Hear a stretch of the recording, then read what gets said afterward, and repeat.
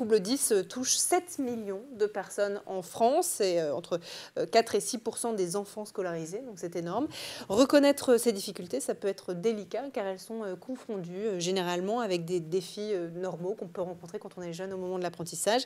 De quoi parle-t-on exactement quand on parle de trouble 10? Est-ce que vous voulez bien nous éclairer? Avec plaisir. Les troubles 10, c'est une grande famille. On connaît souvent la dyslexie, qui est le plus connu, qui est un trouble neurologique qui altère durablement l'apprentissage de la lecture. Donc c'est un effort supplémentaire pour pouvoir comprendre et lire de la même vitesse que les autres.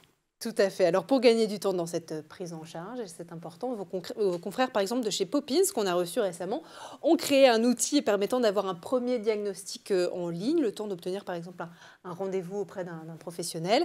Et vous avez donc créé Glaster, un logiciel qui, grâce à l'intelligence artificielle notamment, permet aux personnes atteintes de dyslexie de mieux aborder la lecture. Comment ça marche, Antoine? Très simplement, l'objectif, c'est de ne pas venir rajouter des devoirs à ces enfants qui en ont déjà beaucoup, mais transformer les devoirs existants. Donc comment est-ce que ça marche? Très simplement, on prend en photo le texte des devoirs, la poésie à apprendre, une page de livre, ou on envoie la version numérique si on l'a, et nous on va venir en quelques minutes détecter les besoins de chaque enfant et y adapter une correction graphique particulière.